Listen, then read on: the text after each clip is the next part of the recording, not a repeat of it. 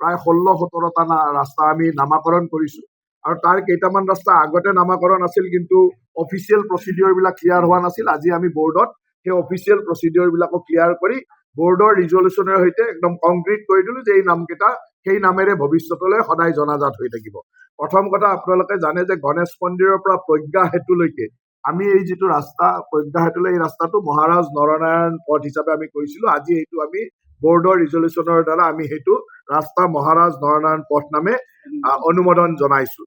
দ্বিতীয়তে সন্ধাৰ হাইৱেৰ পৰা মছজিদ চকলৈকে যিটো ৰাস্তা যিটো আমি অল্ড এণ্টি ৰোড বুলি কওঁ, এই অল্ড এণ্টি ৰোডৰ নামটো আমি এই আজি বৰ্ডে শ্ৰী শ্ৰী হৰি মন্দিৰ পথ হিচাপে নামাংকিত কৰিছে আৰু আজিৰ পৰা এই ৰাস্তাটো শ্ৰী শ্ৰী হৰি মন্দিৰ পথ হিচাপে জনাজাত হ'ব। এইটো সন্ধাৰ হাইৱেৰ পইণ্টটোৰ পৰা মছজিদ চকলৈকে এই গোটেই ৰাস্তাটো শ্ৰী শ্ৰী হৰি মন্দিৰ পথ হিচাপে জনাজাত হ'ব। দ্বিতীয়তে মছজিদ চকৰ পৰা যিটো কুমাৰ ভাস্কৰ বৰ্মা সেতু আমি কিছুদিন আগতে নামাকৃত কৰিছিলোঁ। এই কুমাৰ ভাস্কৰ বৰ্মা সেতুৰ যিটো ৰাস্তা যিটো আমি আগতে প্ৰায় বৰমা ৰোড বুলি জানিছিলোঁ, সেই ৰাস্তাটোক আমি কুমাৰ ভাস্কৰ বৰ্মা পথ নামেৰে নামাংকিত কৰিছোঁ আৰু এই ৰাস্তাটো এতিয়া মছজিদ চকৰ পৰা কুমাৰ ভাস্কৰ বৰ্মা সেতুলৈকে এই ৰাস্তাটো কুমাৰ ভাস্কৰ বৰ্মা পথ নামে নামাংকিত হ'ব। দ্বিতীয়তে আপোনালোকে জানে যে আমাৰ যিটো নতুনকৈ ক্লক টাৱাৰ বনাই আছোঁ মানে চাৰ্কল অফিচৰ সন্মুখত যিটো ক্লক টাৱাৰ, এই ক্লক টাৱাৰৰ পৰা খাৰজাৰা আশ্ৰমলৈ যিটোক আমি সাধাৰণতে পল্লা ৰোড বুলি জানো, এই পল্লা ৰোডটোক আমি মহাপুৰুষ শ্ৰীমন্ত শংকৰদেৱ পথ নামেৰে নামাংকিত কৰিছোঁ আৰু এই ৰাস্তাটোতে যিটো আমি অডিটৰিয়াম বনাইছোঁ, 1000 মানুহ বহিব পৰা যিটো অডিটৰিয়াম বনাইছোঁ, সেই অডিটৰিয়ামটো আৰু সন্মুখতে আমি এটা মহাপুৰুষ শ্ৰীমন্ত শংকৰদেৱৰ প্ৰতিমূৰ্তি যিটো কলাগুৰু বিষ্ণুৰাভাদেৱে নিজৰ তুলিকাৰে ৰং তুলিকাৰে যিটো কল্পিত চিত্ৰ আঁকিছিল, সেই চিত্ৰটোৰ ওপৰত এটা প্ৰতিমূৰ্তি বনাইছোঁ। মহাপুৰুষ শ্ৰীমন্ত শংকৰদেৱৰ কল্পিত ৰূপ, বিষ্ণুৰাভাদেৱৰ যিটো কল্পিত ৰূপ আছিল সেই ৰূপত এটা আমি মূৰ্তি বনাইছোঁ, বিশালকায় মূৰ্তি এটা, আৰু সেই মূৰ্তিটো আমাৰ অডিটৰিয়ামটোৰ সন্মুখতে লাগিব আৰু সেই সন্মুখৰ ৰাস্তাটো মহাপুৰুষ শ্ৰীমন্ত শংকৰদেৱৰ নামত হ'ব। তাত মহাপুৰুষ শংকৰদেৱৰ এটা প্ৰতিমূৰ্তি থাকিব আৰু অডিটৰিয়ামটো মহাপুৰুষ শংকৰদেৱৰ নামেৰে হ'ব। আমাৰ যিটো 1000 অডিটৰিয়াম হ'ব সেইটো মহাপুৰুষ শংকৰদেৱৰ নামেৰে অডিটৰিয়ামটো হ'ব।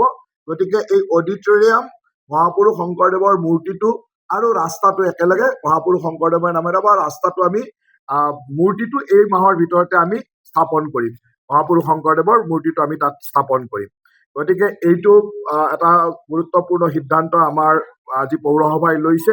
দ্বিতীয়তে আপোনালোকে জানে যে থানা চকৰ পৰা মুখকুচিলৈ যিটো ৰাস্তা আমি হাজো ৰোড বুলি কৈছিলোঁ, এই হাজো ৰোডটোক আজি পৌৰসভাই মহামহোপাধ্যায় ধীৰেশ্চাৰ্য পথ বুলি নামাংকিত কৰিছে। যিটো নলবাৰীৰ ইতিহাসৰ লগত জড়িত মহামহোপাধ্যায় ধীৰেশ্চাৰ্য, তেখেতৰ নামেৰে এই ৰাস্তাটো নামাংকিত কৰা হৈছে। দ্বিতীয়তে আপোনালোকে জানে যে বাটা চকৰ পৰা আমাৰ যিটো থানা চক, এই যিটো ৰাস্তা যিটো আমি PNC পথ বুলি কওঁ, এই PNC পথটো অলপমান কনফিউজন হৈ থাকে PNC পথ বুলি কোৱা কাৰণে, আৰু সেইকাৰণে আমি এই PNC পথটোকে প্ৰভাত নাৰায়ণ চৌধুৰী পথ, আৰু এইটো প্ৰভাত নাৰায়ণ চৌধুৰী নামেৰে থাকিব। কাৰণ PNC পথ আমাৰ দুটা আছে, এটা PNC পথ প্ৰভাত নাৰায়ণ চৌধুৰী পথ আৰু এটা PNC পথ প্ৰসন্ন নাৰায়ণ চৌধুৰী পথ। গতিকে এই যিটো বাটাৰ চকৰ পৰা থানাৰ চক, এইটো হ'ল প্ৰভাত নাৰায়ণ চৌধুৰী পথ নামেৰে জনাজাত হ'ব বা নামাংকিত হ'ব। কল্পনা ষ্টুডিঅ'ৰ পৰা কলেজ চকলৈ যিটো ৰাস্তা, যিটো আমি সাধাৰণতে কলেজ ৰোড বা তেনেকে কৈ থাকোঁ, সেই ৰাস্তাটো আমি শৰৎ চন্দ্ৰ গোস্বামী পথ নামেৰে নামাংকিত কৰিছোঁ। কাৰণ সেই ৰাস্তাটোতে শৰৎ চন্দ্ৰ গোস্বামী গৱেষণা কেন্দ্ৰ এটা 2 কোটি টকা আমি ইতিমধ্যে আবণ্টন দিছোঁ। এই 2 কোটি টকাৰে জিলা সাহিত্য সভাৰ যিটো কেম্পাছ আছে, সেই কেম্পাছতে আমি 2 মহলীয়া এটা ভৱন নিৰ্মাণ কৰিম, যিটো শৰৎ চন্দ্ৰ গোস্বামী ভৱন নামেৰে থাকিব আৰু তাতে শৰৎ চন্দ্ৰ গোস্বামী গৱেষণা কেন্দ্ৰও থাকিব। আৰু সেইকাৰণে সেই সন্মুখৰ ৰাস্তাটোৱে আমি শৰৎ চন্দ্ৰ গোস্বামী পথ হিচাপে নামাংকিত কৰিছোঁ। সাহিত্য সভাৰ কাৰ্যালয় আৰু আমাৰ মানে সাহিত্য সমাজৰ কাৰ্যালয়, কলেজখন গোটেইখিনি তাত আছে। আৰু শিক্ষাৰ আৰু শৰৎ চন্দ্ৰ গোস্বামী আছিল অসম সাহিত্য সভাৰ প্ৰথমগৰাকী প্ৰতিষ্ঠাপক সাধাৰণ সম্পাদক, গতিকে তেখেতৰ নামত এই ৰাস্তাটো আমি নামাংকিত কৰিছোঁ। ঠিক তেনেদৰে আপোনালোকে জানে যে জৈন মন্দিৰৰ পৰা কলেজ চকলৈ যিটো আমি LNB পথ বুলি কওঁ, আচলতে সেইটো লক্ষ্মীনাথ বেজবৰুৱা পথ। গতিকে আমি LNB পথটোকে লক্ষ্মীনাথ বেজবৰুৱা পথ আগৰ পৰাই আছিল, সেইটো আমি ৰেগুলাৰাইজ কৰিছে যে লক্ষ্মীনাথ বেজবৰুৱা পথ হিচাপে জনাজাত হৈ থাকিব। দ্বিতীয়তে আপোনালোকে জানে যে বীৰেন গেৰেজৰ পৰা আমি কলেজ চকলৈ যিটো আমি আগতে ত্ৰৈলোক্যনাথ গোস্বামী পথবিলাকে জনাজাত হৈ আছিল আৰু সেই নামটোকে আমি ত্ৰৈলোক্যনাথ গোস্বামী পথ নামেৰে নামাকৃত কৰিছো আৰু সেইটো তাত আমি এখন গেণ্টি গেটো লগাম, তাত সেই নামেৰে লিখা থাকিব যে ত্ৰৈলোক্যনাথ গোস্বামী পথ নামেৰে লিখা থাকিব। সেইকাৰণে ঠিক তেনেদৰে ইলেক্ট্ৰিচিটি বৰ্ডৰ বেক চাইডৰ যিটো ৰাস্তা, যিটো আমি সেইটোকো PNC পথ বুলিয়ে কওঁ, সেইটো হ'ব প্ৰসন্ন নাৰায়ণ চৌধুৰী পথ। আগৰটো হ'ব বাটাৰ চকৰ পৰা এইটো প্ৰভাত নাৰায়ণ চৌধুৰী পথ আৰু সেইটো PNC পথটো হ'ব প্ৰসন্ন নাৰায়ণ চৌধুৰী পথ। গতিকে এই ধৰণে এই ৰাস্তাটো নামাঙ্কিত কৰা হৈছে। ঠিক তেনেদৰে যিটো চাৰ্কিট হাউচৰ সন্মুখৰ ৰাস্তা, এতিয়া যিটো নতুন কুমাৰ ভাস্কৰ বৰ্মা পথ আৰু ইফালে শংকৰদেৱ পথৰ সংযোগী যিটো মেইন ৰাস্তা, যিটো চাৰ্কিট হাউচৰ সন্মুখেৰে আছে, আমি চাৰ্কিট হাউচ ৰোড বুলিয়ে জানো আৰু চাৰ্কিট হাউচটো কেইদিনমান পিছত তাৰ পৰা উঠি যাব, কাৰণ চাৰ্কিট হাউচ আমি বনাই আছো আমাৰ নতুন DC অফিচৰ কাষতে। গতিকে এই চাৰ্কিট হাউচ পথটোৰ নামটো আমি নাম দিছো ভূমিধৰ বৰ্মন পথ, ডাক্তৰ ভূমিধৰ বৰ্মন পথ নামেৰে এই চাৰ্কিট হাউচৰ পথটো আমি নামাকৃত কৰিছো। ঠিক তেনেদৰে আপোনালোকে জানে যে প্ৰেমদা হোটেলৰ কাষৰ পৰা ইণ্ডাষ্ট্ৰী চকলৈ যিটো ৰাস্তা, সেই ৰাস্তাটো আমি নৰেন দত্ত পথ নামেৰে নামাঙ্কিত কৰিছো। তেখেতৰ ঘৰো সেই জেগাতে আছে। গতিকে আমি সেই ৰাস্তাটো প্ৰেমদাৰ পৰা ইণ্ডাষ্ট্ৰী চকলৈকে এইটো নৰেন দত্ত পথ নামেৰে আমি নামাঙ্কিত কৰিছো। আৰু এটা ৰাস্তা জানে যে BJP অফিচলৈ আমাৰ বৰ্তমান যিটো আমাৰ হৰি মন্দিৰ পথ হ'ব, তাৰ পৰা BJP অফিচলৈ সোমাই যোৱা যিটো ৰাস্তা, সোণপুৰলৈ যোৱা ৰাস্তা, সেইটো লোহিত দাস পথ নামেৰে আছিল আৰু সেইটোক লোহিত দাস পথ হিচাপে আমি আজি ৰেগুলাৰাইজ কৰিছো। এইটো ৰোহিত দাস পথ হিচাপে আগতে নামাঙ্কিত কৰা আছিল, সেইটো আমি ৰেগুলাৰাইজ কৰিছো।